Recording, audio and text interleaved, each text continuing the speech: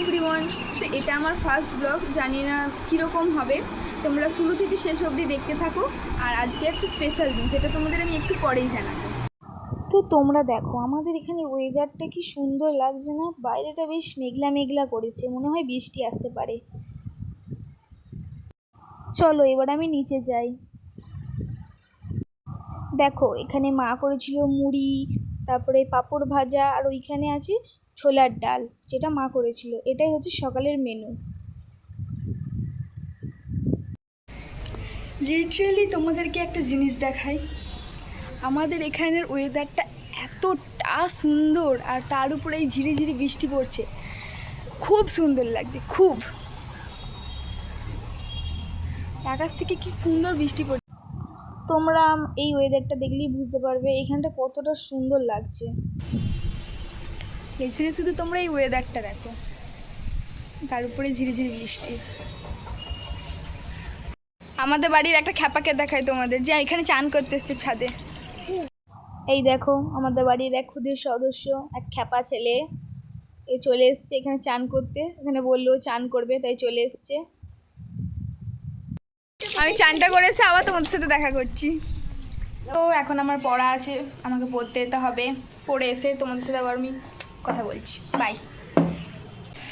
তো আমি পড়ে বাড়ি চলে এসেছি।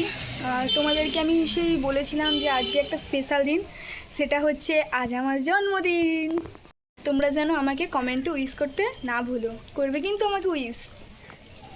তো বাড়িতে একটু আয়োজন চলছেই, একটু রান্নাবান্না চলছে, চলো তোমাদেরকে সেটা গিয়ে দেখাই। এই দেখো বাড়িতে এখন তোজ্জোর আয়োজন চলছে, পোলাও হচ্ছে, এখানে কেক হচ্ছে। আমরা দোকান থেকে কেক কিনবো না, বাড়িতেই বানাবো।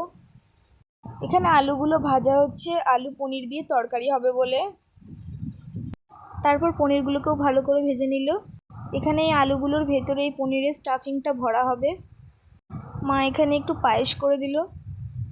ওখানে রান্নার কাজে সবাই ব্যস্ত বলে আমি, আমার বান্ধবী আর আমার ভাই মিলে এখানে একটু ডেকোরেশন করে নিলাম। এখানে এ বেলুন নিয়ে খেলছে, খেলাতেই ব্যস্ত। কেকে ডেকোরেশন করা হয়ে গেছে। এখানে আমাদের ডেকোরেশনটাও কমপ্লিট। আমরা ঠিক অতটাও সুন্দর করে পারিনি, কিন্তু যেটা পেয়েছি সেটাই অনেক।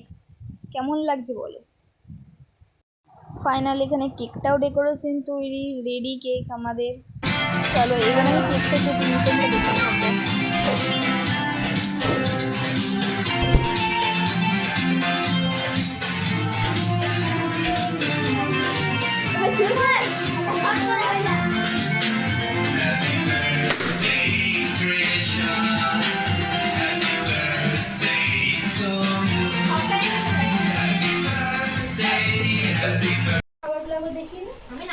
তো এখানে এরা আমার জন্য অনেক কিছু আয়োজন করেছে খাবার, চলো তোমাদের দেখাই।